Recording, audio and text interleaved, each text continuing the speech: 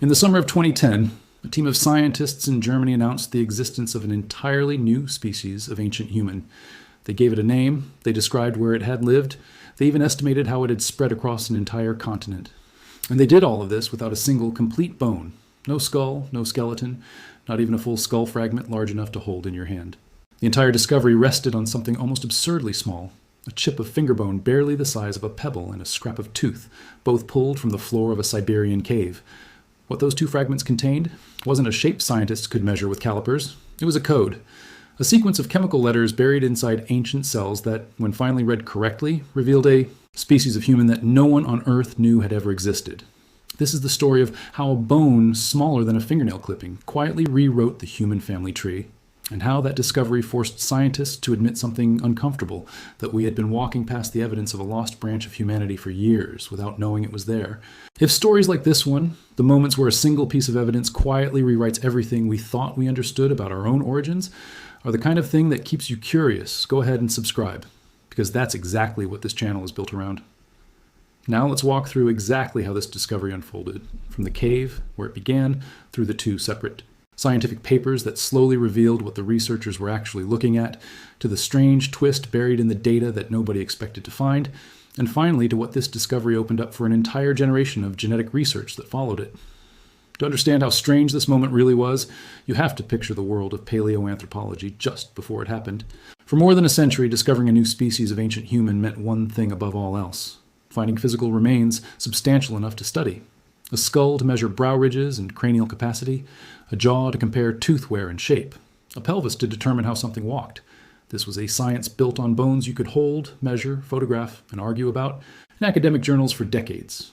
Every major discovery in the field, from Java Man to the first Neanderthal skeleton pulled out of a German quarry in 1856, followed the same basic formula: find enough physical structure to build a convincing case that you were looking at something genuinely different from modern humans. That original Neanderthal find, unearthed by workers quarrying limestone in the Neander Valley, consisted of a skull cap and a handful of limb bones, and even that modest amount of material sparked decades of fierce argument among scientists about whether they were looking at a diseased modern human, an ancient soldier, or something else entirely. It took years of additional discoveries across Europe, more skulls, more skeletons, more careful comparative anatomy, before the scientific community broadly accepted that Neanderthals represented a genuinely distinct, extinct form of human. That was the standard of proof the field had operated under for well over a century, a standard built entirely around the physical shape of bone. Genetics, when it eventually entered the picture in the late 20th century, was initially used only to confirm or refine conclusions that fossils had already suggested, never to make the initial discovery on its own. Nobody had ever announced a brand new species of ancient human based purely on a genetic sequence, without a recognizable skull or skeleton backing it up.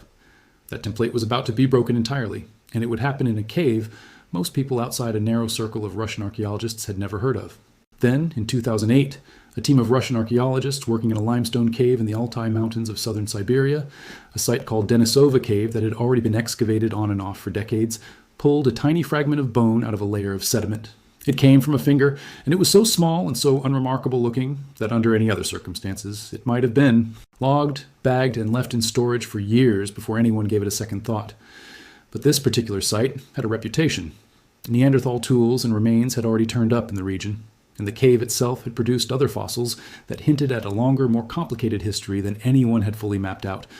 So the fragment was sent to a laboratory in Leipzig, Germany, to a research group led by a scientist named Svante Pääbo, who had spent much of his career trying to prove that genuine, readable DNA could be pulled out of remains far older than most of his colleagues believed was possible.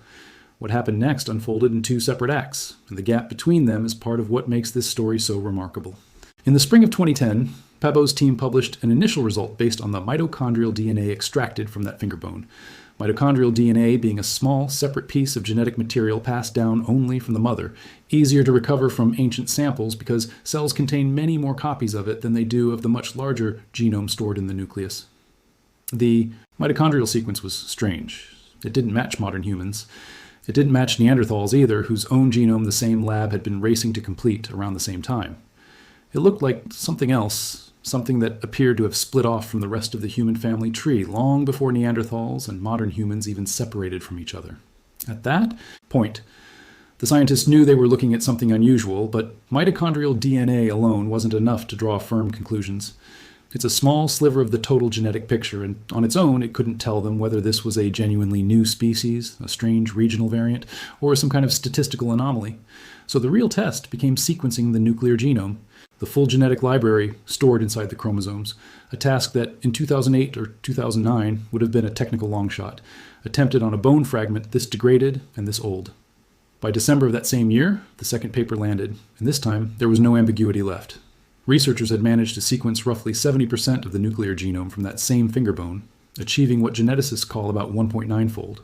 Coverage, meaning on average, each part of the genome had been read and cross-checked nearly twice over, enough to compare it directly against both the modern human genome and the newly completed Neanderthal genome the same team had published only months earlier. The comparison was unambiguous. This individual was not a Neanderthal. It was not a modern human. It was something that shared a common ancestor with Neanderthals further back in time, a sister lineage that had split off and gone its own way, surviving somewhere across Asia for tens of thousands of years, while almost no trace of it showed up anywhere in the existing fossil record. The scientists gave this newly identified population a name drawn directly from the cave where the evidence had been found. They called them Denisovans. And here is the detail that made the entire discovery feel almost like science fiction to the researchers involved. When they later analyzed a separate tooth found in a different layer of the same cave, its mitochondrial DNA matched the finger bone almost precisely, confirming that both fragments came from the same population, even though the tooth belonged to an entirely different individual. But that tooth had something the finger bone didn't: actual physical shape. Actual morphology scientists could examine directly, and its shape didn't look particularly close to a Neanderthal or a modern human at all. If anything, its proportions echoed something more like far older, more primitive members of the human lineage, structures reminiscent of species like Homo habilis or Homo erectus, human relatives that lived over 1 million years earlier. In other words, the physical evidence and the genetic evidence were telling two different stories at first glance, one suggesting an ancient, almost primitive-looking hominin, the other placing this population much closer, genetically, to Neanderthals and modern humans in the family tree. That apparent contradiction became one of the strange puzzles the discovery left behind, a reminder that shape and genetic relatedness don't always move in a lockstep, and that appearances, even in bone, can be deceiving in ways scientists are still working through today.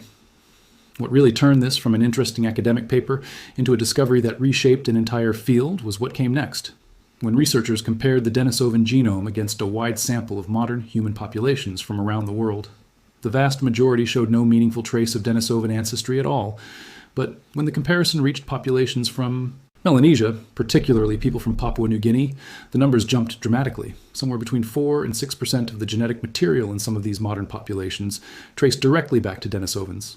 Not a rounding error, not statistical noise, a real, measurable, repeatable signal embedded in the DNA of living people thousands of miles away from the Siberian cave, where the original bone fragment had been found.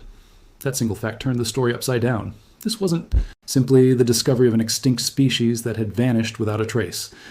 It was the discovery of an extinct species that had interbred with the ancestors of modern humans, spread its genetic material across an enormous stretch of the ancient world, and quietly survived, not as bones in the ground, but as living code inside people who had no idea their ancestors had ever crossed paths with anyone besides other modern humans. Think about the scale of what that implies. For Denisovan DNA to show up at meaningful levels in populations from islands in the Pacific, while Denisova Cave itself sits deep in continental Siberia, thousands of miles inland, this population must have ranged across a huge portion of Asia at some point in the past, encountering the ancestors of the people who eventually migrated toward and settled the Pacific Islands. Researchers, looking at this pattern in 2010, openly speculated that Denisovans might have been far more widespread across the continent than the single Siberian cave, where their remains happened to survive, would ever suggest on its own. It's a sobering thought for anyone who assumes the fossil record gives us a complete picture of the past. Here was direct proof that an entire ancient human population could range across a continent for tens of thousands of years and leave behind, as far as anyone has found to this day, essentially one cave's worth of degraded fragments, while its genetic legacy quietly persisted in living people on the other side of the world. The discovery also forced a reckoning with a much older and more stubborn scientific assumption, the idea that modern humans expanded out of Africa and simply replaced every other archaic human population they encountered, with little to no interbreeding along the way. That theory, sometimes called the strict replacement model, had dominated thinking in paleoanthropology for much of the 20th century, The Neanderthal genome, published by this same research group only months before the Denisovan paper, had already begun cracking that theory open by showing that people with ancestry outside Africa carry a small but real percentage of Neanderthal DNA, evidence of interbreeding rather than pure replacement. The Denisovan discovery didn't just support that emerging picture, it multiplied its complexity. Now, there wasn't just one archaic population that modern humans had encountered and mixed with. There were at least two in different parts of the world, leaving different genetic fingerprints in different modern populations. A signal that would keep expanding in the years afterward as more ancient genomes were sequenced and more subtle traces of long-vanished human relatives kept turning up in living DNA. There's another layer to this story that rarely makes it into the short version, and it's a little unsettling once you sit with it. To extract usable DNA from ancient bone, researchers often have to physically destroy part of the specimen, grinding a section of it into powder to chemically isolate the genetic material trapped inside. In the case of the original Denisovan finger bone, a portion of the fossil was ground up during this process, with the rest of the physical bone returned to the archaeologists who had excavated it. For years afterward, that piece of history briefly became something of a minor mystery in its own right. As techniques advanced, researchers wanted to re-examine the remaining fragment more closely using newer imaging methods, only to find that pinning down its exact condition and appearance took real detective work nearly a decade later, since so little of the original fragment survived and photographic documentation from the initial excavation was limited. When new images and analysis of what remained finally surfaced years afterward, they revealed something almost quietly poignant, that this individual, likely a young girl based on later genetic analysis, had unusually slender finger bones, delicate in a way that added one more small human detail to a story that had, up until that point, existed almost entirely as abstract genetic data on a computer screen rather than as a physical, tangible person. That tension between data and person sits at the heart of why this discovery felt so different from every human origin story that came before it. Every previous discovery of a new hominid species had been built around a physical presence you could stand in front of, a skull in a museum case, a full skeleton laid out on a table, something the public could look at and immediately understand as evidence. The Denisovans arrived in the world stripped of nearly all of that. There was no skull to put in a glass case, no striking photograph of a full skeleton to run in newspapers, just a technical paper full of genetic comparisons, population statistics, and populations across Africa have identified faint, ghost-like traces of interbreeding with archaic human populations that have never been matched to any known fossil at all. Groups geneticists can only describe indirectly through the statistical shadow they left behind in living DNA, populations we may never find physical remains of, whose existence we only know because their genetic fingerprint survived in people alive today. In other words, the method that first identified the Denisovans, reading ancient code rather than waiting for a skeleton, has since revealed hints of still more lost branches of humanity that may never be confirmed by an actual fossil discovery at all. Some of these ghost lineages may forever remain exactly that, a statistical echo with no bones ever to associate it with, no cave, no tooth, nothing except the quiet mathematical certainty that a group of extinct people who once lived somewhere on this planet left a small trace of themselves in the blood of populations who have no memory that they were ever there. There's a reason this discovery still gets cited as one of the pivotal moments in the entire history of genetics and human origins research. It didn't just add one more name to a list of extinct hominin species.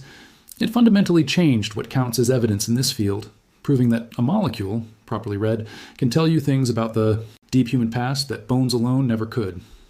Before 2010, the story of human evolution was written primarily in stone tools and skeletal remains. After 2010, it was being co-written by something far smaller and far stranger, invisible strands of code hidden inside cells, patiently waiting in caves, in permafrost, in museum drawers, for scientists finally equipped to read what they had been quietly recording all along. The ripple effects of that shift are still spreading through the field today.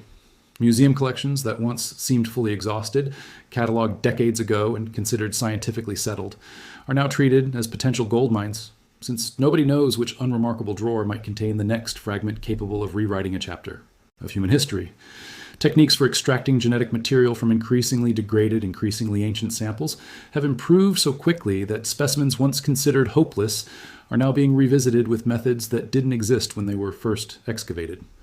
And the underlying assumption that once anchored the entire field, that you need a face, a skull, something visibly and dramatically human to declare a new species, has been permanently retired. A signature hidden in a chemical code, invisible to the eye and undetectable by any measuring instrument except a sequencer, turned out to be enough all along.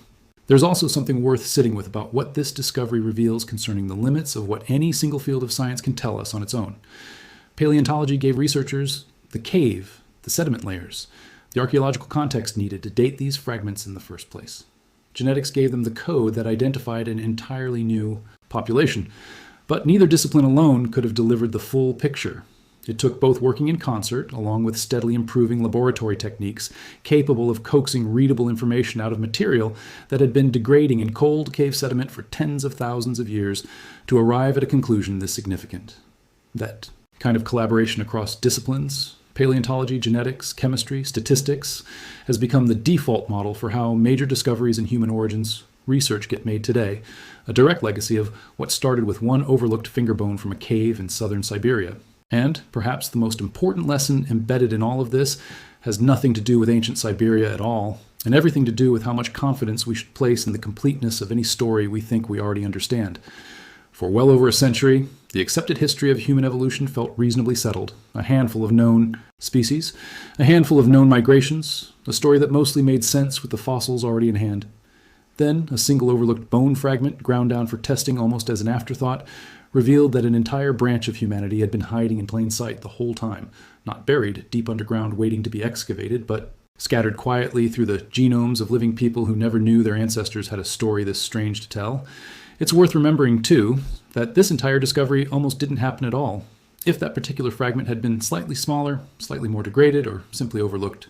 During excavation, the way countless similarly unremarkable fossil chips have been overlooked at other sites throughout the history of archaeology, the Denisovans might still be nothing more than an invisible statistical signal, a faint genetic echo in modern Melanesian populations that scientists could measure but never explain, an unsolved anomaly rather than a named, documented branch of the human family tree. That razor-thin margin between discovery and permanent obscurity is easy to forget once a finding becomes textbook knowledge, cited in papers and documentaries, as though it were always destined to be found. It wasn't. It survived by chance in a cold, stable cave environment that happened to preserve exactly what was needed, at exactly the moment scientific technique had finally caught up enough to read it. Carry your story well. It has come a very long way. Sources consulted: Krauss, J. et al., The Complete Mitochondrial DNA Genome of an Unknown Hominin from Southern Siberia, Nature 464, 897, 2010, Reich, D. et al., Genetic History of an Archaic Hominin Group from Denisova Cave in Siberia, Nature 468, 1053, 1060, 2010, Max Planck Institute for Evolutionary Anthropology Press Materials, Neither Neanderthal nor Modern Human, 2010, Green, R. Gilley et al., A Draft Sequence of the Neanderthal Genome, Science 328, 710, 722, 2010, Bennett, E. A. et al., Morphology of the Denisovan Phalanx, Closer to Modern Humans Than to Neanderthals, Science Advances 5, E. Aldo 39550, 2019. Harvard Medical School news coverage of the Reich et al. 2010 Nuclear Genome Analysis.